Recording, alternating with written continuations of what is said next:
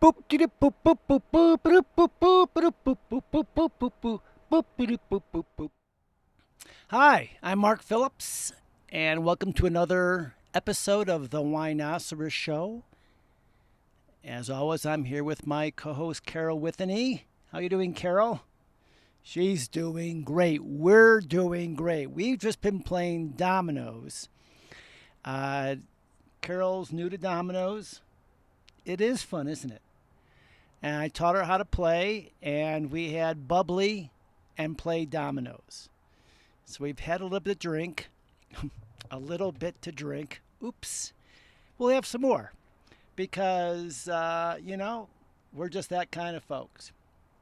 I don't know if Lynn's too happy with us drinking before taping. As long as you do a good job and you invite me next time. Okay, well, I didn't know you played. I do and I love it. All right. Next time we'll invite you. That's great.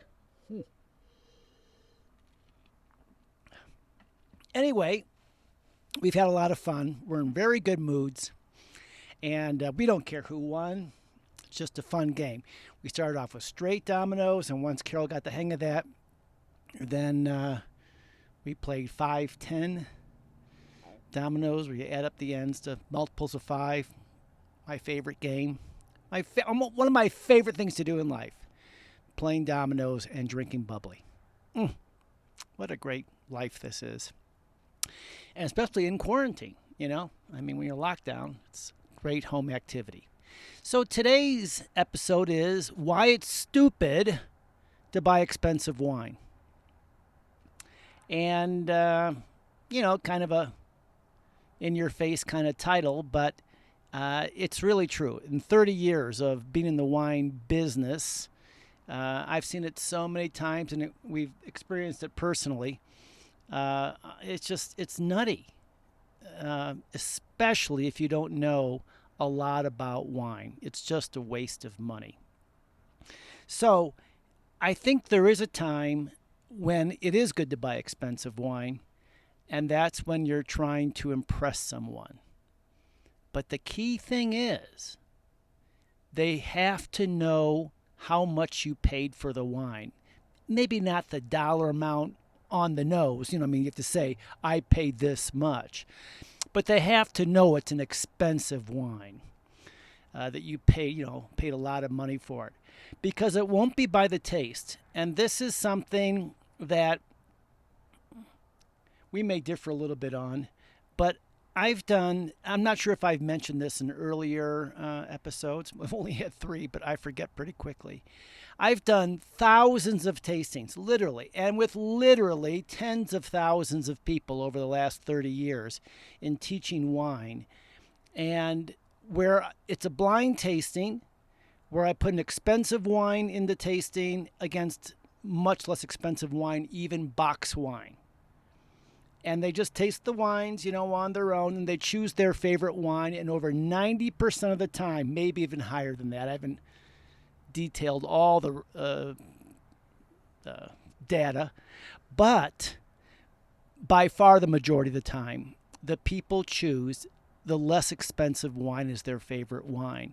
Even folks like Carol, who are trained experts, a sommelier, even they, more times than not, choose the box wine, literally a box wine. I use the Almondin Mountain Burgundy usually. It's just not. No, it's true. I promise. Yes. Well, yes, and she makes the point that in her sommelier classes they have to do taste tests but as you know, in the sommelier certification taste tests, that's going to be tough for me to say, but you're not really identifying the wine more than trying to describe the wine. It's kind of goofy the way they do that. Well, I guess you haven't been in one of my tastings, but I will bet you, Carol, that you can't tell the difference. I've seen it so many times. I was on a trip to Argentina with 10 master sommeliers, the highest level, which Carol's at the level 4, master sommelier. Level 3 is what Carol is. And so I did the same thing, did a blind tasting with an inexpensive wine, a really expensive wine, and they couldn't tell the difference. And so everyone believes they can if they, as an expert. You think you can identify certain wines, but I've seen it time and time again where they can't. So, and those are experts who almost like taste wine for a living. For someone, a beginner or just a wine lover, it's even harder, obviously. And there's a reason for that. I'll get to that in a moment of why that happens. So it's just silly to buy expensive wine. So, I'm sorry, I jumped ahead.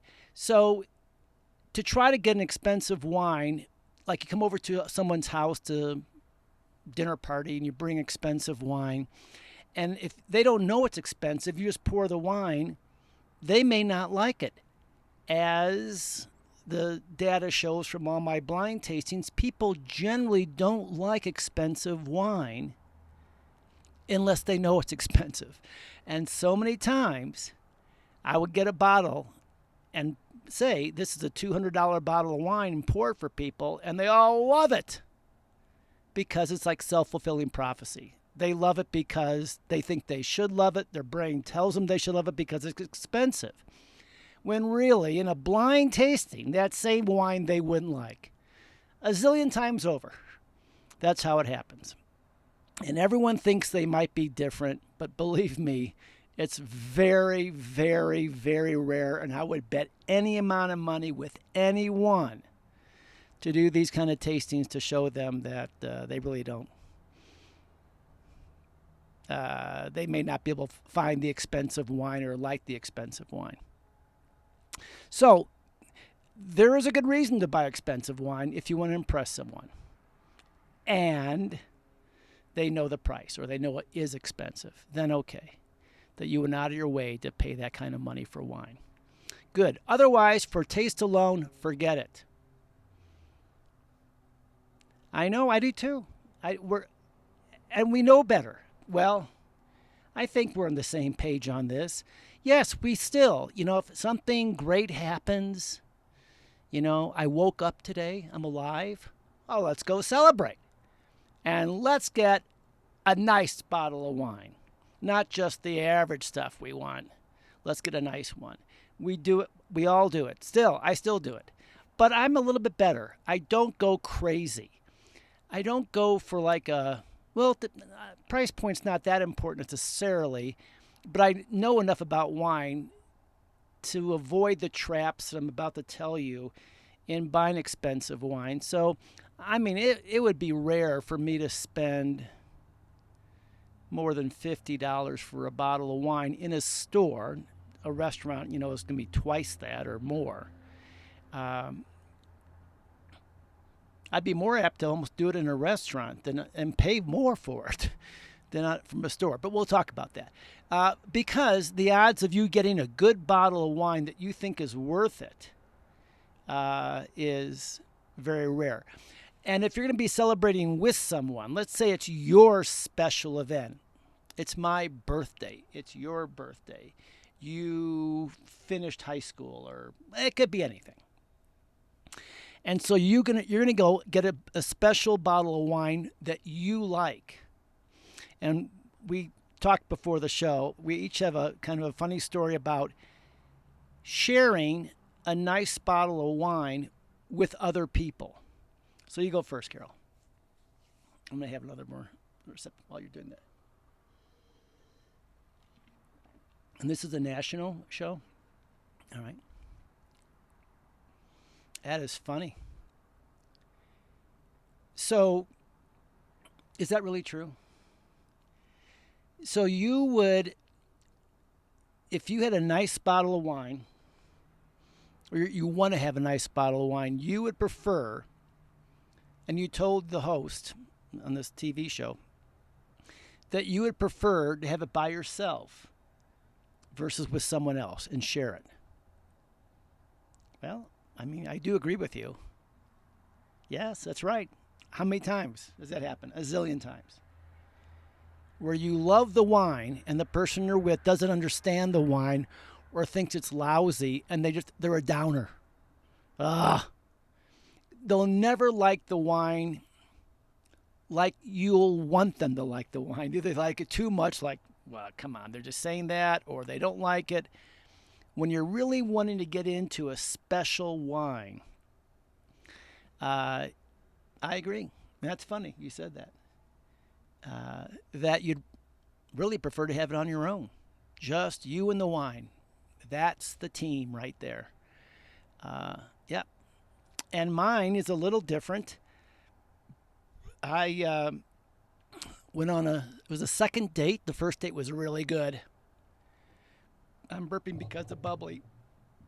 You can have some while I'm talking. So, whoa. I went on this date, second date, and first date was great.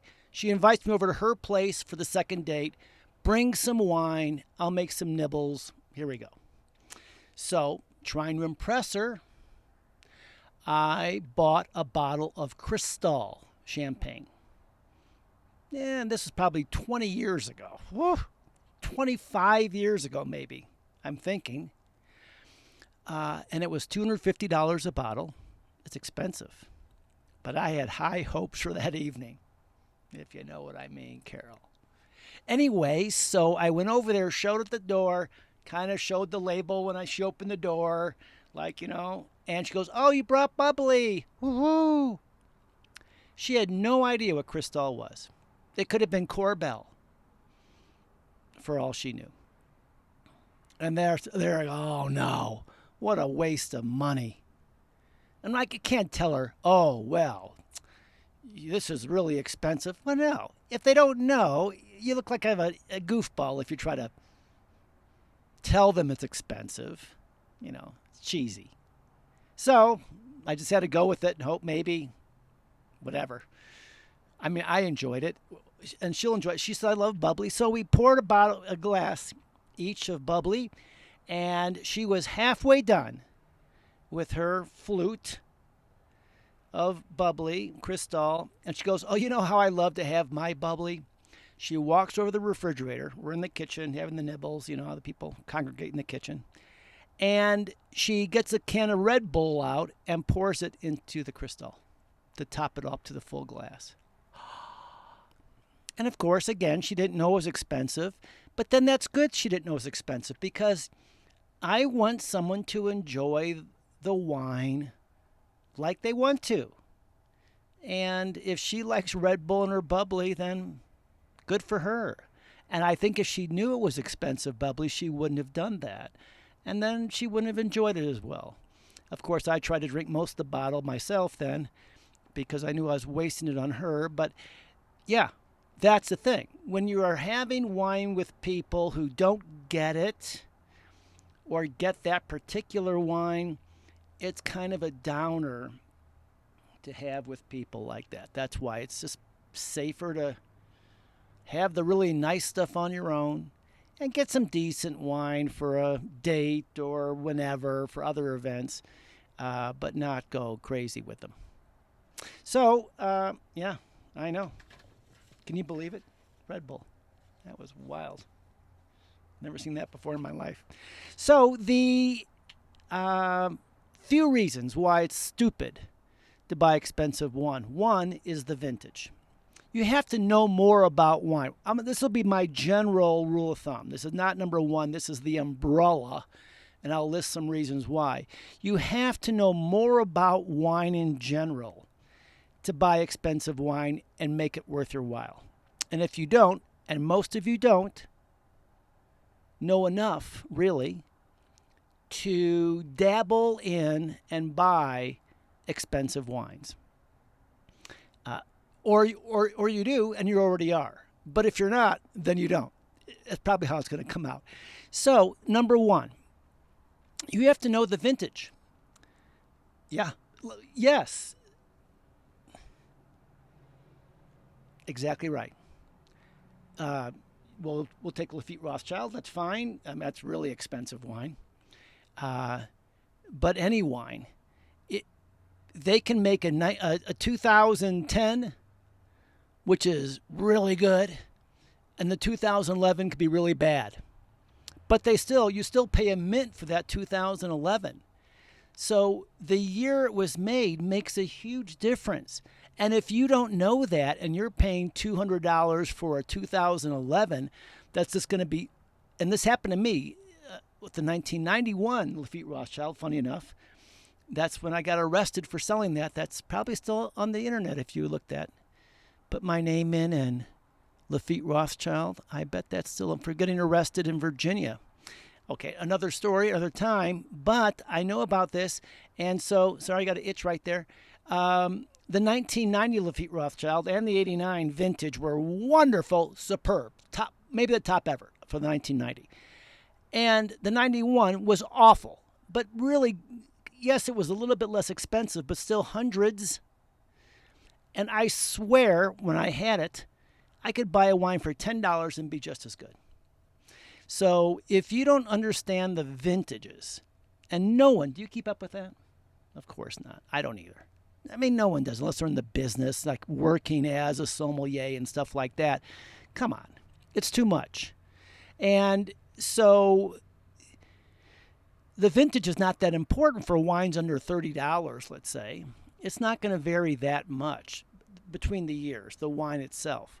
But more expensive wine, it varies a lot. And that's why, if you're just going in and buying a name like Silver Oak or Dominus or anything, without any regard for the vintage, yeah, it's a crapshoot. And it's not going to work out well more times than not. That was one. Two, the wine's too young. Most expensive wines are meant to be aged. Anyway, when you go into a store and buy wine,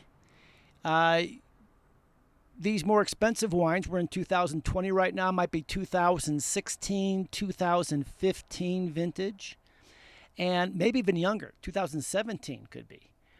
And that's way too young. I mean, the wine will still taste good if you're, at least in California, red will probably. European a little bit different, a little riskier. But it's meant to age, so it won't reach its potential, its maturity for years beyond that. So it'll taste okay, but you can get a wine around 20 bucks, it'll taste just as good, almost. Close enough. Because that $20 bottle of wine is ready to drink right now. Because wines under 30 bucks, I'll say, are pretty much meant to be consumed right now when you buy them. Pardon me, bubbly. And am I talking too much? You're not getting anything to say. Well, if you can't talk, you can drink. And while the more expensive wines are meant to age, so if you buy those, you're just supposed to age those for a while. Now, a lot of people aren't patient enough to do that, but you're paying too much and not getting the real potential of the wine. So it's crazy. Number three, well, do you want to take number three? Do you know what number three? These are my notes, I know, so you don't have them. But give me another reason why. Okay, good. I mean, that's a good flip. Let me have some while you talk. I agree. Yeah, it's an acquired taste. So when Carol's on it, she nails it. When wines age, so her answer being too old is kind of funny because I was just saying the wine's too young, but the opposite's true also. If a wine has aged a while, you're buying a wine that's 10 years old, for instance, usually in a restaurant. Stores, you can't find those that often, but in a restaurant. And her point is right, the wine ages, and when a wine ages, it changes dramatically. And the big thing that changes is it's less fruity. And we're buying wine usually, in the $10, $20, $25. We want a good flavor to it. And older wines don't have that fruitiness. A lot of times that goes away, but in its place is what we love. I do a high five, low five. What we love is the complexity that wine develops with age. And all this stuff integrates and tertiary flavors and stuff. It's just, that's what's glorious about wine. That's what's orgasmic. That's what really can turn you on. But you have to understand that. You have to appreciate that. And like Carol says, it's and I agree. No one. Well, I did actually. I did like older wines right from the very beginning. But usually people acquire that appreciation for older wine. And I mean, if you're used to drinking wines with a good fruity flavor to it and stuff, and robustness, big reds, when a wine ages, that's often not the case. And so you're going, what? I paid this much money for this, and so that's the other side. You have to know if you're going to get a wine that's older, that has reached its potential or maturity level.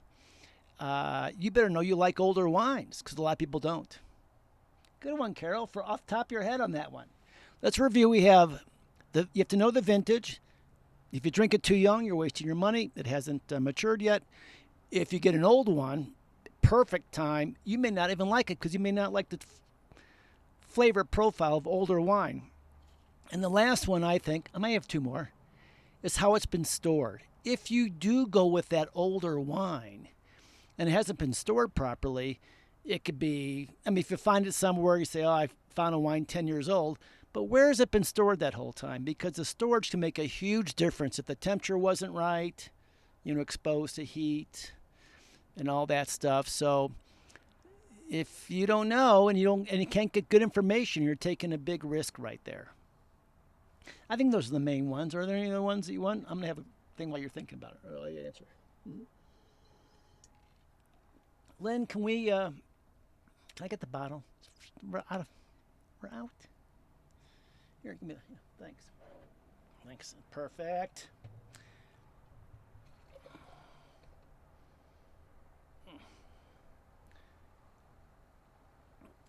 Yeah.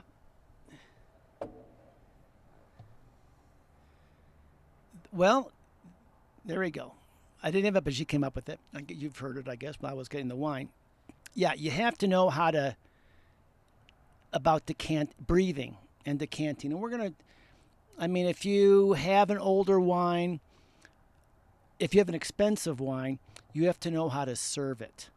And not just the right glassware. BS on that. I don't care what the right glassware. There is no right glassware, and we'll talk about that in another episode.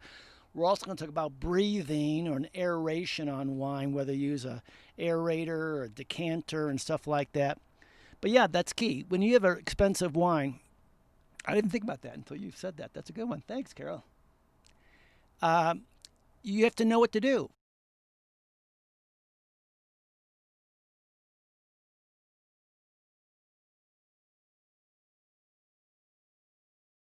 Maybe want to aerate it if it's younger, or decant it. Aeration and decanting are two different things, but they can be kind of combined. And you absolutely don't want to aerate it if it's older. So you have to understand that. In other words, if you're playing in that expensive wine world, pardon me, that was good. That was a good answer. So that's the story. Don't mess with expensive wine. The way to go is to, I think, buy a nicer bottle of wine, $30, $40. That probably isn't really meant to age. It could age if you wanted it to. This is red I'm talking about. White, yeah, just go for it. Who cares? We have more bubbly. We'll go back and play some more dominoes. And Lynn, you can play with us too. I will play. Play with us. Well, that's the alcohol. That's all I can say. Anyway, thanks very much. We'll see you next time.